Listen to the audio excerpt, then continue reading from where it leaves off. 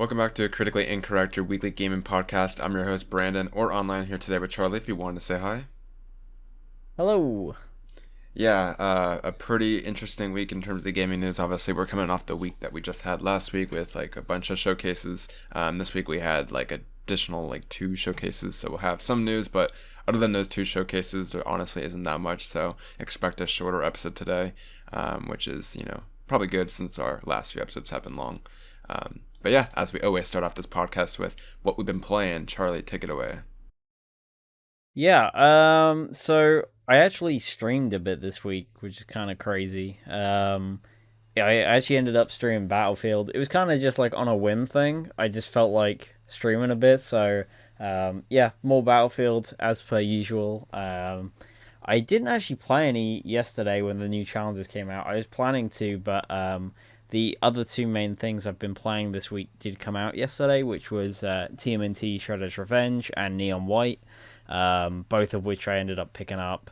TMNT I wasn't going to buy because it's on Game Pass, but I couldn't get it to work for whatever reason. It just wouldn't load up. It just kept saying that I didn't own the game or something, but all my other Game Pass games work, so I don't know what's going on there. So I ended up just buying it on Steam. I've played, I think, the first 4 levels. I'm playing on the hardest difficulty, and it is pretty challenging. So it's taken me a while to get that far, but I'm enjoying it so far. It's a lot of fun. And then Neon White, I played on stream for a couple hours yesterday, and I played a bit more today. I played about 3.5 hours. I'm enjoying it so far. The gameplay is really fun. I will say, like, the dialogue and stuff is really wacky. And just the characters are kind of weird. It is very like anime-esque, I guess, even though it's a Western game, right? But it seems pretty cool so far. I don't know how like engaged I'm gonna be with the story as I keep going, but it seems like the game's pretty lengthy, so I think it'll keep me going for a while. But I've just been enjoying diving into that the past few days. But other than that, I haven't really played much else since we spoke, to be honest. I am re-downloading Final Fantasy VII Remake, just to play through Intergrade finally. But because I never played that after I bought it, much like you, I think, Brandon. I don't think you played it either, did you? No. So yeah, I'm reinstalling that at the moment, and I'll probably play through that over the next week or so, depending on if I get around to it. But Nice. yeah, that's about it. Right on. Yeah, like you said, I haven't played Intergrade yet. It came out like right with Ratchet and Clank, I believe. So I ended up playing through that, and then I just never ended up going back to it because there was more games that came out that summer, I believe, or something like that. Yeah, it's just a bad time. Obviously, the Ratchet and Clank fan I am. I went through that first. Still definitely want to go through Intergrade. I just haven't, felt the need to just as much just because I don't know. Yeah, I don't know. It's just like RPGs are always hard to like boot up, and getting used to that combat system again will be kind of annoying, but it's gonna be worth it for sure because I absolutely loved Seven Remake. I'm definitely contemplating going back to it, so we'll see what I end up choosing here. It's a long game, so I don't know. Anyways, in terms of what I've been playing, I've played more than usual, but still not much. I mean, we were recording this like 5 days after we recorded last week's episode, so it hasn't been a full week yet. But I've been playing a lot of Spelunky lately. Spelunky, honestly, I think it's like one of my favorite games of all time. It's just fun to just jump in and just play, and I think it's one of like the best games in terms of like game design, I'd say, just because there's so many moving parts, but they all work together really well, and it's just so addicting to just go back and see how far you can get and like the RNG that you get. It's just super addicting, and the gameplay is super solid. Besides that, PlayStation Plus's like subscription service thing came out, so I did end up like downloading a few demos and trials, and also some of like the free games that they give you. So I finally downloaded Horizon Forbidden West, and I have the trial. I haven't started it yet, but I do have it installed. It was like 70 gigabytes, so I was planning to play it one night, and I was like, yeah, this is gonna take a few hours. So didn't end up starting it that night, but I will probably soon here. Besides that, I also tried out Ollie World. It's funny because like this PlayStation Plus subscription thing, honestly, I think it's kind of bad. Like I don't think it has that many games if like you buy a lot of PlayStation exclusives yourself. But like a lot of the trials that they offer are games that I've been like really 50-50 on. They're like these kind of games where like I know they're good, but like I wouldn't go out of my way to spend money on them. So like it has like Lego City Undercover or whatever that game is from the Wii U that was like really good. Apparently, it has like Hot Wheels Unleashed, and it has Ollie Ollie World, which is another game I've really wanted to play. So I've just been like downloading these trials and having fun at them, and I might pick up some of them because some of them have been surprising me. So yeah, I've started up Ollie Ollie World, and then also Hot Wheels Unleashed. So yeah, very very fun games. I don't know. I've just been in the mood to pick up stuff that's really easy to play. Um, but yeah, I do plan on starting up Horizon here. I'll probably watch a recap of the first game and then jump into the trial for that one and see if I like it. But yeah, besides that, nothing else really. But it's only been 5 days, so yeah, I was planning on playing more tonight. We'll see what I do. Anyways, we'll get into the gaming news. So this first news story isn't, oh, I guess actually releases this week. Sorry, I'm jumping ahead of myself. There actually was 2 releases, and I think Charlie hit both of them: Neon White and TMNT Shredder's Revenge. I haven't picked up any of them, but I have seen like tweets of gifs of Neon White, and the game looks pretty fun. I know you streamed it yesterday, Charlie, but I was out, so I wasn't able to sadly tune in. But yeah, Neon White, I'm tempted to pick it up because it does look right up my alley. It looks really fun. So we'll have to see on that front, but I'm definitely really interested in that one. And then TMNT, what kind of game is it? Is it like the old like TMNT games that are like a beat 'em ups, or what's it like? Yeah, it's like a beat 'em up. It's published by the same people who did Streets of Rage 4, so it's that Okay. kind of game. Right on. Okay. I'm not sure if that's going to be for me, but I'll definitely look up gameplay for that. But yeah, cool. 2 little releases this week. And yeah, and this time we'll move on to the gaming news for real. So yeah, this first news story is a bit smaller. It's just like a correction of what we said last week because Atlas made a comment on it. And that's the fact that Persona 3 and 4 are also going to be coming to PlayStation when they do come to Xbox and Xbox Game Pass. So yeah, that was obviously, a big news story at the Xbox event, just because Atlas has kind of been notorious for releasing like games on like whatever platforms they feel like they should, and like the fans have been mad for ages. I mean, look with Persona, but yeah, Persona 3 and 4 should be coming over to PlayStation. Still no word on whether or not I think this is coming to Steam. I don't think they commented on that. It does say that on the announcement. It does say that on the announcement. It is Okay, on Steam. so Yeah. it is coming into Steam. Perfect. Okay, that would make sense because if it is coming to the Windows Store, it should come to Steam as well. So that's good. So yeah, Persona looks like PlayStation, Xbox, and PC will finally have Persona 3 through 5, which is pretty cool. I know there was like a retail listing of it coming to Switch, but I believe that hasn't been confirmed. So yeah, everyone that's been wanting Persona 5 on the Switch, that's still sadly a dream, not a reality. So we'll see. I wouldn't be surprised if it does come to Switch eventually. I feel like anything's possible now. But at the same time, I wouldn't be surprised if it doesn't, just because, I don't know, Atlas is Atlas, right? So yeah, Charlie, what'd you think about that? Was it a surprise to you or more kind of to be expected? I think it was to be expected. I think the only kind of like surprise, or not surprise, but I wasn't sure on was whether it would launch at the same time, right? I wasn't sure if Xbox would pay like some kind of exclusivity for 3 and 4. But it seems like 5 is coming out the same day this year on everything, and then 3 and 4 look like they're going to be coming out at the same time next year. So, yeah, it's cool to see. I'm not going to play them, obviously. Like I'm not really a Persona guy. But it's cool for those that are, I guess, that want to go back and play those older games that aren't that easy to play, I guess, other than Persona 4 now because it's on PC, right? But it's cool to see that they're going to be in more places. Yeah, I question whether or not I'm ever gonna play Persona, because like even when I tried Persona, I was like put off by the fact that it was like a life sim where it was like, I don't know, you'd spend like hours of just like, being in like someone else's life in high school and stuff like that. And I felt like, holy shit, I'm not doing anything in my real life. I'm just playing this game of living someone else's life. And now, as you see, I hardly play games as it is. So I don't see myself like really anytime soon getting into Persona, sadly, but we'll see. Never say never, but I don't know. I feel like it's just one of those series that isn't for me, like you said. But really, really cool for those that are, happy and like looking forward to playing Persona 3 and 4, especially on PlayStation, since I know a lot of our fans or viewership are obviously PlayStation owners, so that's cool. But yeah, we'll obviously I'm going to move on to probably the biggest news story this week that just happened yesterday, actually.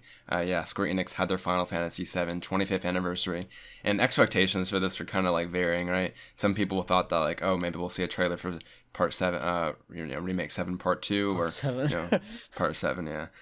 Or maybe that, it's just going to be more of like the First Soldier, the Battle Royale game. So, yeah, surprisingly, it seemed like it blew everyone's expectations, including mine, just because I didn't expect as much as they would show here. Like, we got things from like release dates on games I didn't even know if they'd show here, and obviously announcements of games I didn't even realize that they would announce here. So, yeah, we'll get right into it. They started off with like a bunch of slow news stories on like, integrates coming to PC or Steam. Obviously it's been on Epic Game Store for I think at least like 6 months now. So that's really really cool. That's out now. Also verified on Steam Deck. And then they had some smaller news stories, regarding the First Soldier, some merchandise. I think they have Ever Crisis they announced, which is pretty cool. And then yeah, we got into the big two last news stories, which was the fact that Crisis Core is being remastered for current gen consoles. And yeah, that obviously Crisis Core is a prequel to Final Fantasy VII, starring Zack Fair, and it's beloved by many fans. I was surprised that this was being remastered just because it is a PSP game. Like usually we don't see those kind of games announced, but this is one of the more beloved PSP games, so it's really cool to see that Square Enix is going back and doing that. They call it a remaster, but honestly they're doing a lot of work to it. It's more like a remake, but it's not as like big as obviously Final Fantasy VII Remake is. But yeah, go see screenshots online. It looks really, really good. I know they came out with like a list of things they're changing with this. And they're doing everything from like new voice acting, obviously, to, enhanced visuals, like changing the way the saving and checkpoint systems work and stuff like that. So it is definitely pretty substantial. And then this is obviously coming out winter 2022, so not that far. It should be this winter that you're able to play it. So very, very soon. And then obviously they ended with Final Fantasy VII Remake Part 2, which finally has a name, which is Final Fantasy VII Rebirth. So obviously playing on the names. So we got Remake, Rebirth, and then the third game will be something that starts with the Re.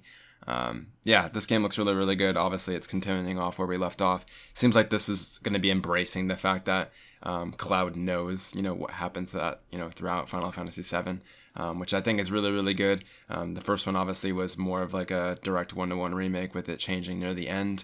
But this one is just going to fully embrace that this is like, a reimagining. It's going to be a different story. Obviously leaving Midgard. I'm really excited for this. There's a lot of cool stuff that's to come since I played Final Fantasy VII. I know that. Yeah, it just looks really, really good. The teaser trailer just gives so many cool shots of, Sephiroth and Cloud, and man, I just can't wait to play it. But yeah, that's going to be coming out winter 2023, which is going to be around 3 years after the original game. Yeah, people are like somewhat surprised that it's coming out as late as it is, but I think a 3-year turnaround is kind of like crazy. I mean, obviously they're using a lot of the same stuff that they used for the first one, but that's still like unheard of for like current game development. A 3-year turnaround is kind of crazy. So I'm personally more than happy with all the news that we got. But yeah, Charlie, everything Final Fantasy related announced. What are your thoughts? Yeah, I was really happy with the event. Like I thought it was a pretty good overall. I think Crisis Core for everyone was kind of the one that they didn't really expect. Crisis Core's one that I played way back when. I never beat it because I played it when I was really little on my PSP. But I do remember playing it quite a bit and enjoying it, but not having a clue what was going on. Because I'm like 7, 8-year-old me just playing this freaking game, and I don't understand who the hell these people are and like the lore or anything. But I remember it being kind of cool. So I'm excited about this one just now that I have deeper knowledge for 7. So I'm looking forward to that one. I feel like overall though, I spoke about this on stream before the event happened, but I was like, imagine if we get like 16 and 7 remake, or 7 remake part 2, or Rebirth, whatever you want to call it now, both in the same year. Although they probably won't be, because winter is from like December to March, so they're probably March the following year would be my guess. But I mean, I was close, and Crisis Core technically another game, so you could say there's like 2 Final Fantasy games next year, because I imagine it's probably March 2023, right? Seems likely. I think winter this year is like December 20th to March 20th, so they're probably going to hit that March window, would make sense. And then Rebirth looked cool, although the thing with Final Fantasy 7 for me is I haven't played 7, so I've watched like back when Remake when I beat Remake, I went back and watched like a video explaining the original game because I was like, I'm not gonna play through the original. It's just not for me. But I want to at least know what happens because obviously stuff is different. So I was like almost certain that it would probably play into the new one, which it seems like it will, but I still don't really know what's going on. So yeah, I'm excited for it as both like a newer fan, but also someone who's enjoyed some of the other Final Fantasy games. So I'm definitely excited for that one. I'm glad it's not too far off, right? Like it's what, a year and a half probably from now, and we've got Crisis Core and 16 before then, so there's still plenty of Final Fantasy before we get to that. Obviously, I think the bigger news with like Rebirth and stuff is that they confirmed it's going to be the second part of a trilogy, and that the third game's already in development in some fashion. So hopefully that means a quicker turnaround between 2 and 3. I would assume it does, since they now know, you know, their overall plan for things. Whereas I think when they were doing the first part, they probably weren't sure. You know, I think they were avoiding the question a lot of how many games it would be. So obviously they've got it set in stone now. So maybe like a 2-year turnaround would be likely between part 2 and 3. That would be my best guess. It's like 2026. Which feels crazy to say because it's like 4 years away. But yeah, I'm excited either way. I think it was a good reveal. They showed a decent amount of stuff. So yeah. Yeah, I definitely agree. As I always do with like remasters, I'll probably play through the original Crisis Core just to see. And you know, I don't know, that one I'm debating on just because I would have to emulate it with a PSP emulator, so that'd be kind of annoying. And then also if it's a remaster and it's more 1-to-1, maybe it'd be worth waiting, but we'll see. We'll see. It depends on how the backlog comes around. But yeah, really, really cool. It's a great time to be a Final Fantasy fan with 16, Crisis Core, and you know, Rebirth coming out here. So yeah, there's a lot to enjoy. Do you think they're gonna be making like Crisis Core more canon again then? Because I guess it kind of is still, but also not, because like of all the weird stuff. So weird, even though it's a prequel, but like, I don't know, because they've given it the RE title as well, right? Because it's called like Reunion.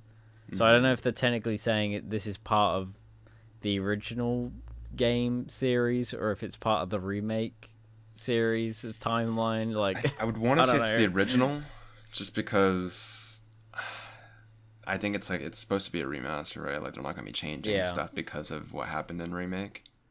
At least, you know, I don't think that would go well by fans if they started changing the story. But it depends on what what Rebirth does with Zack, I guess, is the big question, because they kind of left it kind of ambiguous. I mean, obviously we know. I won't spoil the ending of 7 here, but or like the remake rather. But yeah, based on what they do with him in Rebirth is gonna be what answers that question. So depends. Yeah, we didn't get to see a lot of him in the trailer. Like, I don't think he really was in it that much. If anything, it was mainly the Crisis Core announcement. But yeah, he should hopefully play a big part, given the ending. So yeah, it'll be interesting what they do. But I definitely, if I was a betting man, I'd probably say it ties more to just the original series, and that's what like Rebirth kind of concludes, right? Like, this is something separate from the original Final Fantasy, like that. Those events already happened. This is like a new story where those events already happened. It's super weird, but yeah. A lot of Kingdom Hearts stuff now. Anyways, we'll move into, sadly, a badly timed announcement, which I think happened like during the exact same showcase, or like around that time. And that was the fact that Dragon's Dogma 2 was announced. So I know the original one's like a really underrated game, according to many. I never played it, but I know that I think that came out like around the PS3 era. Yeah, I know you were looking forward to this, right, Charlie? You were looking forward to seeing this announced. Yeah, I adore the first game. It's so good. And it's available on like everything, so if you can, go and play it. I think it's like $5 on Steam right now, so yeah, like it's easiest cop of all time. It's just an amazing like action RPG. It's just super fun, man. The story's kind of wacky and weird, but the combat's really cool, and like the pawn system of how you like bring in like AI companions and stuff was way ahead of its time. But yeah, one of my favorite games on PS3, and I've been waiting for a second one for years. I know when the director who did Dragon's Dogma also did like a lot of the DMC games. When they announced DMC 5, he said he had the choice between doing DMC 5 and Dragon's Dogma 2 first, and he decided on doing DMC 5. So it was like kind of just a waiting game of was he gonna go and do a new Dragon's Dogma after DMC, which now we know he is. I don't know how far this is out. I know they announced it's on the RE engine, which is cool because that engine's great and seems to work amazingly with everything. So it's cool they're using that again. But yeah, they didn't show anything apart from a logo. But I mean, that was enough for me. It's been like 10 years. I'll take a logo. I just hope it's not too far off. I imagine it's still a couple years, but I'm glad it's finally happening because it's just a shame it happened at the exact same time. I had both of these events open on a different tab, and I was just muting each one until something important happened. So, yeah, it was an interesting reveal. I think they probably should have just done it during the Capcom showcase. To be honest, I think would have been a better shout. I don't think you needed to do this whole separate like 10-minute video for it.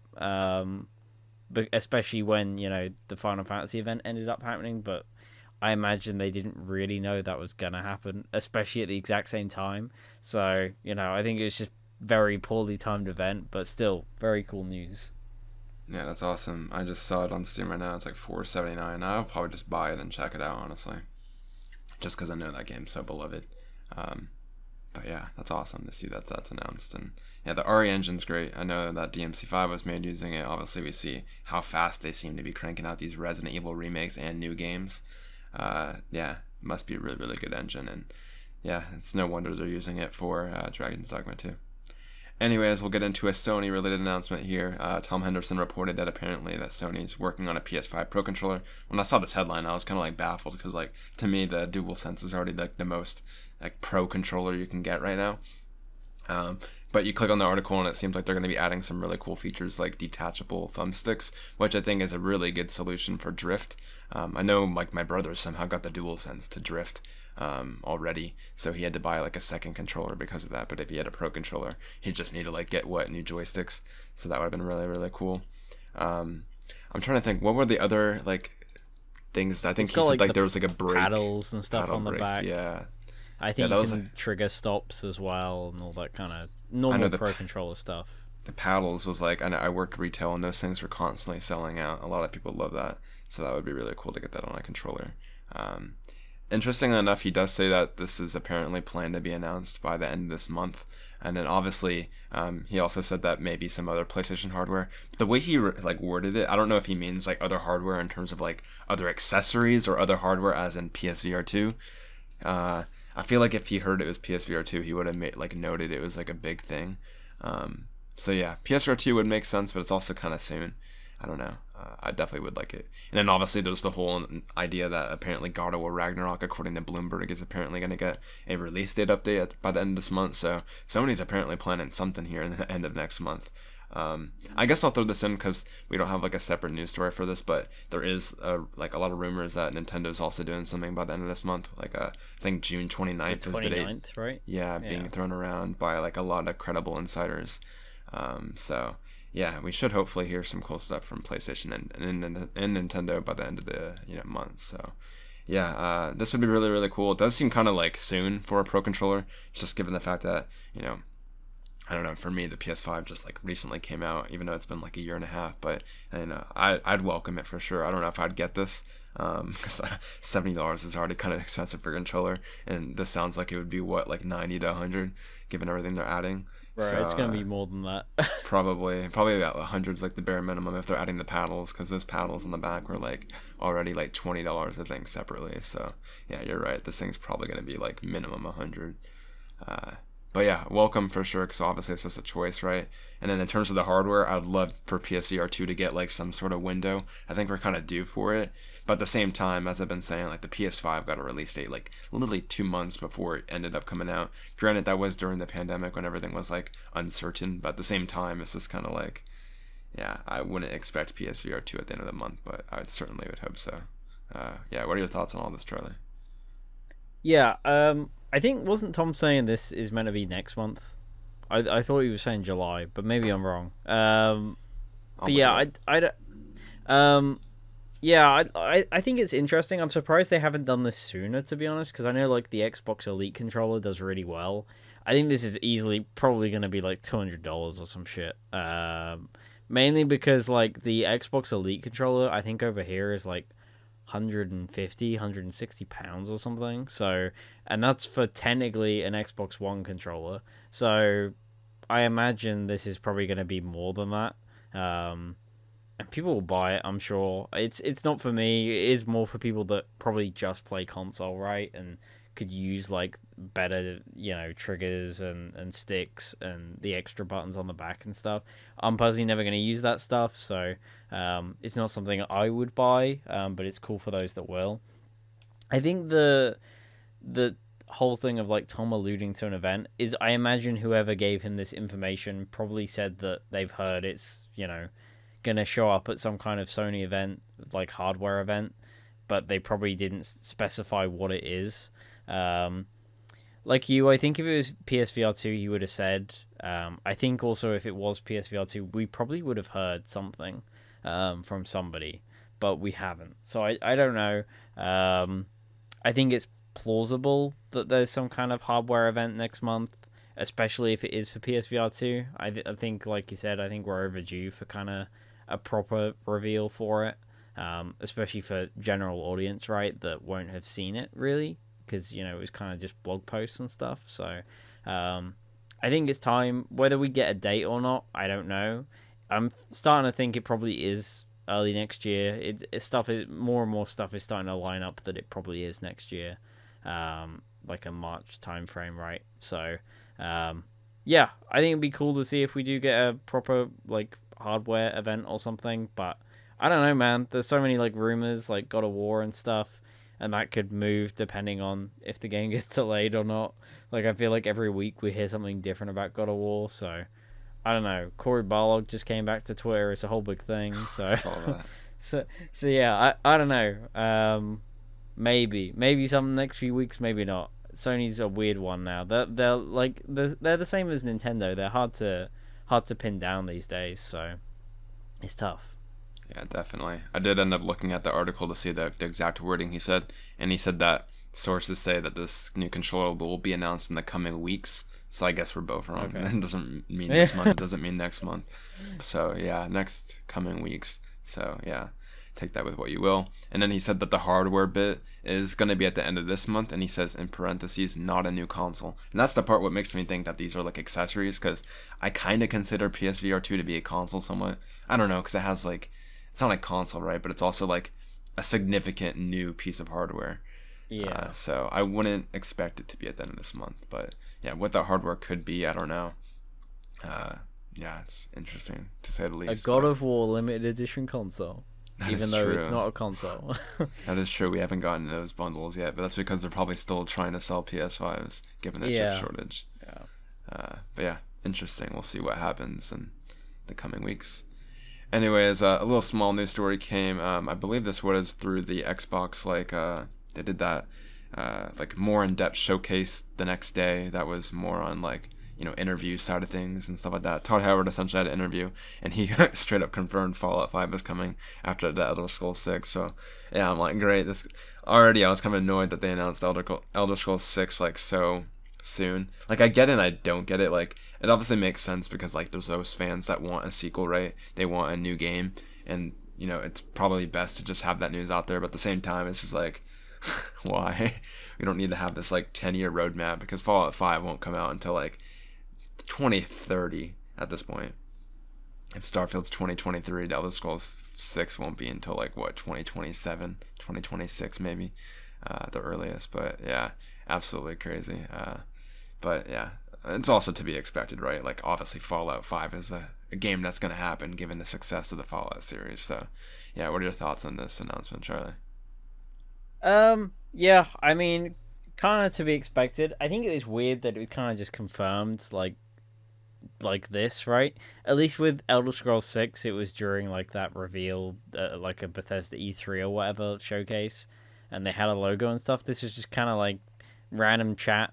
Just sat down with his bud and was just like, yeah, we're gonna do Fallout 5 after Elder Scrolls in like 10 years time or some shit. Like, I don't know, man.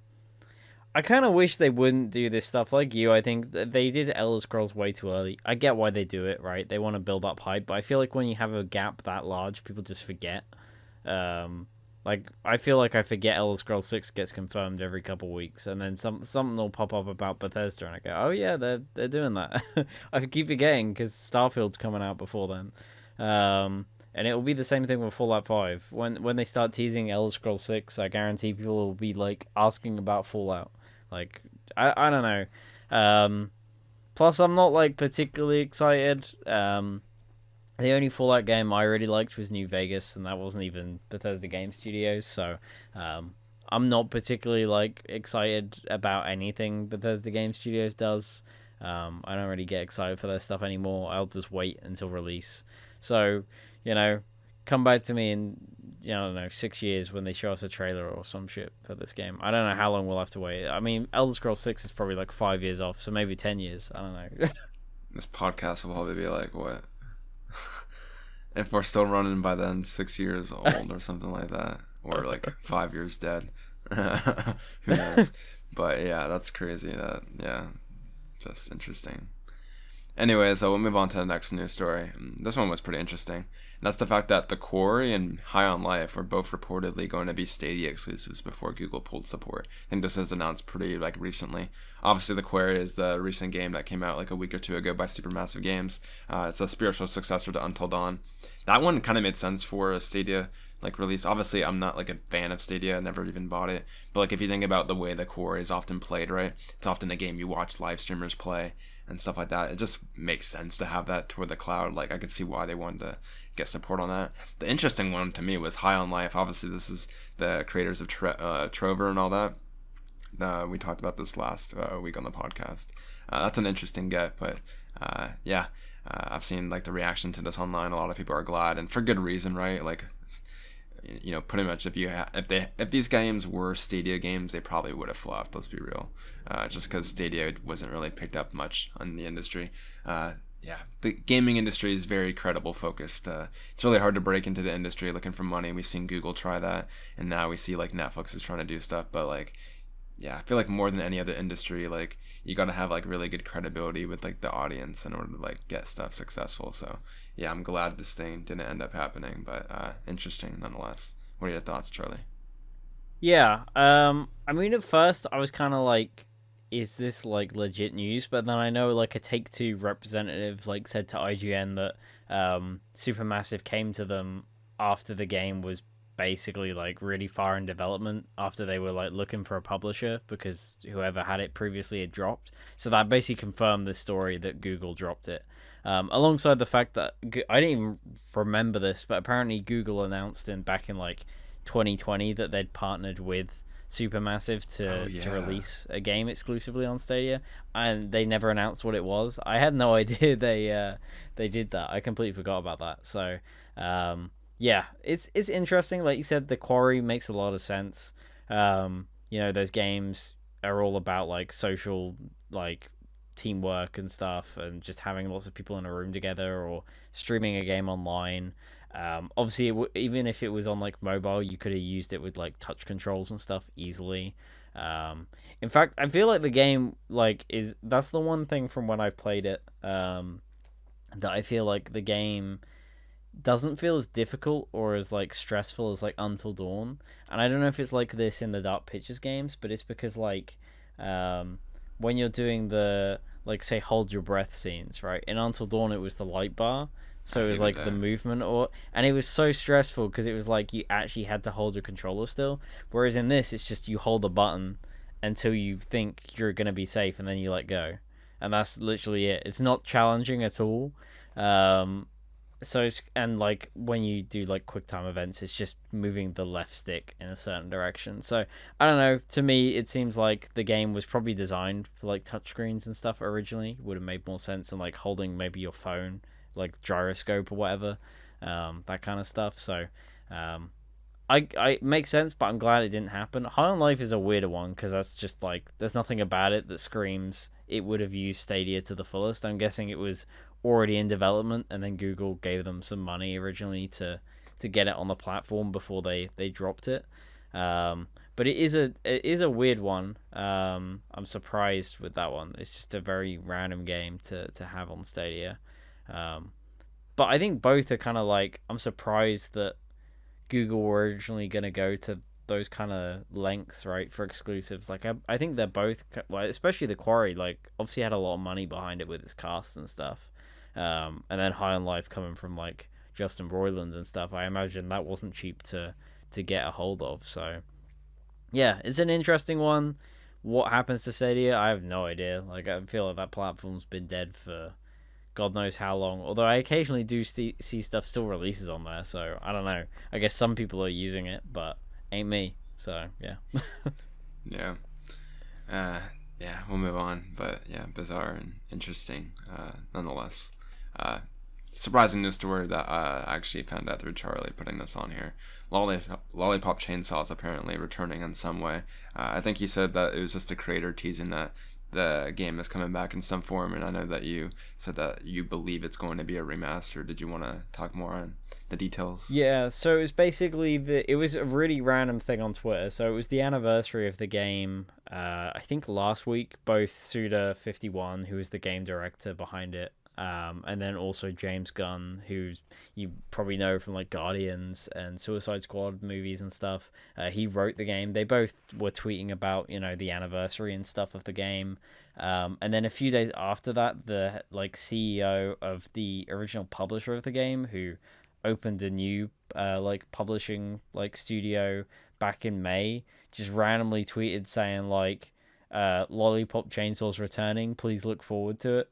And that was it. So nobody really knows what it is right now, whether it's a new game, a remaster or remake, or something else like maybe a TV show. Who bloody knows? Like it could be literally anything. I imagine it's a remaster or a port. Just because that game I think is only on 360 and PS3. I don't think they ever did like a PC port or anything. And it's obviously not on next gen. So yeah, it's one I'd definitely like give a go. Obviously, if you haven't heard of the game, you've probably seen it at some point. It's got like the stereotypical cheerleader, but she's like actually survives the weird zombie apocalypse and has to like basically save her town or whatever. And she has like a boyfriend's head like chained to her hips or whatever. It's really weird. But I remember playing bits of it just because I like Suda's games, but I never properly played through it. So I'd probably give it a playthrough if it came out during a quieter time of the year, right, when there's not many big releases. So it's cool that it's coming back in some way because it's one of those weird kind of cult classic games that you don't hear about too much, but most people in like the industry know of it, I guess. Yeah. My audio was cutting out, so I couldn't even hear what you just said. Oh, okay, sorry. What were you saying essentially? I was basically just saying like it's cool that it's coming back in some way, and I definitely want to give it a go. But like, it would have to be if it's coming out in like a quieter time of the year when there's not many big releases, because I feel like otherwise it's just gonna slip under the radar. Yeah, that's interesting that James Gunn was the writer. I didn't realize that. That's cool though. Yeah. Yeah, I definitely would be cool. Like it'd be cool to see it come back, right? Yeah, I just remember seeing that at like GameStop when I was a kid. Yeah, it's an interesting game nonetheless, but I never ended up playing it. But that box art's like cemented in my head because it was like so different from everything else. Yeah, we'll move on, but hopefully we'll see that sometime, in the near future. Anyways, our last news story has to do with Resident Evil. Yeah, Capcom did a Capcom showcase, which they showcased like a lot of minor things, and at the end they actually showed some like pretty substantial Resident Evil stuff. So, essentially, there's like 3 announcements here, and they all fall under Resident Evil Village Gold Edition. So, the first one is that Resident Evil 8 is getting a DLC expansion. I kind of don't even want to talk about this expansion because it's all spoiler related. You kind of really can't talk about this expansion without going into spoilers, but it takes place after the events of the first game, and it's in third person. I guess that's all I'll say. I just don't want to spoil it. I'm surprised they didn't give a spoiler warning when they showed this off on stream, just because I know some friends that still have yet to play Village. And I was like, do not watch this like Capcom showcase because they will literally spoil the game for you, somewhat.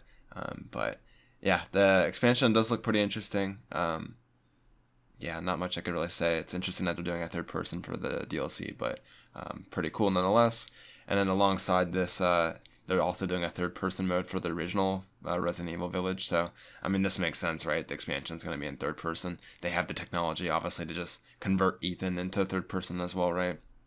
So it makes sense that we're gonna have that. I myself don't think I would play Village in third person just because I don't know. I feel like those at least Biohazard and Village feel really good in first person. They feel like very different Resident Evil games, and I feel like I'd just be playing more of the same if I played the game in third person. I just feel like I'd be playing probably something that you know that isn't meant to be, I guess. I don't know. Just based on the way that game happens to be, and even like the trailers with like the new animations, it did look kind of wonky. But I mean, never say never. I'll probably end up picking up the gold edition, so I'll probably check it out. But I don't think I'd do like a full replay of it. And the last thing is they're doing like some cool new updates to the mercenaries mode, so you can now play as a lot of like the main villains. So like Heisenberg again, Lady Demetrius, or however you pronounce her last name. You're gonna be able to play as them, even like including like how tall they are. It's like some funny footage they released of playing as Lady D and just stomping over like all these enemies. So yeah, pretty cool that Village is getting this gold edition with all those kind of like enhancements slash DLC. I do wish they would like kind of talk about the pricing of the PSVR 2 version, because I really hope they don't release this gold edition and then at the same time they charge more for the PSVR 2 version. It would have been cool if this was like all in one package, but they still haven't really given like details on the pricing for the PSVR 2 version of Village. It'd be cool if it was like a upgrade and that you wouldn't have to like rebuy the game overall, but I'm sure those details will come when we hear more about PSVR 2 in the future. But yeah, alongside this, they did show off like 20 seconds of Resident Evil 4 Remake. It does sound really minimal, right? Like 20 seconds, but it is like 20 seconds of like raw footage. So at least, we're able to get a good idea of how the game feels. And it looks really, really different from the first, well, the original, I guess I should say. So even more excited for that. But yeah, Charlie, what are your thoughts on all that?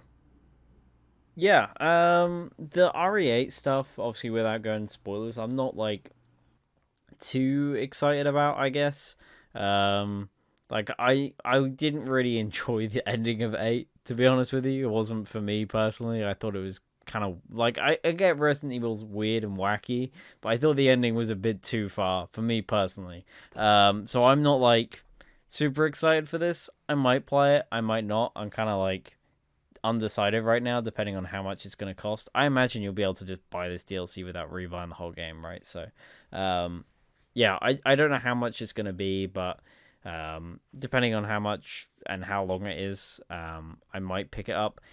They haven't really had a great track record with DLC packs for the past couple games. Like, I didn't play the paid DLC for 7 until like but just before 8 came out, and then I played through the only story one or whatever, which was End of Zoe, and I was not like a big fan of it. It was really short. And then obviously the free one where you played as Chris was not good at all after the long wait for that DLC. I was kind of hoping the paid DLC for this would be like playing as Chris or something. They kind of teased that he was going to do something at the end of 8, and then nothing. They didn't. I guess they're not doing anything with that, so that was kind of weird. But yeah, I was kind of hoping that's where they go with it. The DLC direction isn't for me personally, but if it's cool and lengthy enough, I might pick it up. The third person mode is an interesting choice, just because obviously the game, even though they've now got the functionality in there, right, and I think there's been mods for it on PC for a while, the game was never designed for that, and I imagine the camera is probably going to be kind of weird in some of the elements of the game, because there's some areas in the game where you're walking through like corridors and stuff, and I don't really know how well the camera's going to react in some of those like areas that are clearly designed to be if you're like in a first person camera, but hopefully it works decently well, especially since they're going to be charging for it, right? So you'd hope it's going to be decent. I don't think I'd bother playing it like that, because like you said, Brandon, like the games are well made for first person. That's how they're designed, so that's going to be like the ideal way to play it. And then the mercenary stuff, I don't think I've actually touched mercenaries at all in 8, because it's just not why I play those games. So it's not for me, but it's cool that they're doing some more updates where you can play as new characters and stuff. I guess we could mention it. They briefly mentioned that Rebirth still exists and is coming out when this stuff comes out. But I was so confused, because I was like, they've delayed this game for like a year and a half and it looks no different. I thought it was going to be like completely different or something, or revamped. It looks the exact same in that trailer they showed as what I played in the beta. Like, a year and a half to 2 years ago. So yeah, I don't know what happened with that game. Something really bad must have gone down. Obviously they thought the game was fine. I'm guessing something like and like code level broke that game to no, like, I don't know, maybe there was some weird like workaround for hacks or something that they were really worried about, or like people losing data or something. I don't know. There's got to be something weird going on with that caused it to be delayed for so long, because it doesn't look like it's done anything with the actual game. So I'll probably give it a go when it comes out, but I'm not looking forward to it because the beta kind of sucked. So but yeah, I guess that's my thoughts on it. I completely forgot about Reverse. Yeah, I mean, props to them for still doing it, just because I don't know, those like Resident Evil multiplayers like just remind me of the PS3 era when like they were just multiplayer Umbrella modes Corps. nowadays. Yeah, exactly. I'm not optimistic, but like they have had a year and a half, so you would think that there would at least be some improvements. But I never even played the beta for the Reverse. So I don't know how bad it was. I know talking to you, you said it was pretty bad. Um, we'll see. Honestly, the footage they showed was very brief, right? It's almost yeah, like non Yeah, it looked the worth talking same. It about. was the But same map as well. It wasn't even a new map. Like, it was just RPD. So I don't know. Weird. yeah, very weird. They're like really good with their single player, but they haven't really proven themselves with multiplayer yet. But I do want to believe that we'll get a good Resident Evil multiplayer experience sometime soon. Uh, yeah, whether or not this is it, who knows? But wishful thinking, we'll see. Anyways, I guess that's it for the releases in terms of announcements and all that this week. Yeah, should be a pretty busy next few weeks as we talked about the rumors for the rest of the month. But yeah, we'll see. Soon getting into that summer lull where usually we don't get terribly much to talk about, but we'll see. Because obviously Ubisoft still has yet to do something. Maybe they'll do something in July like they did, I think, last year. But yeah. Anyways, that's been it for episode 72. Appreciate you, of course, for watching through the whole entire podcast. And yeah, we'll see you next week for episode 73. Take care. See you later.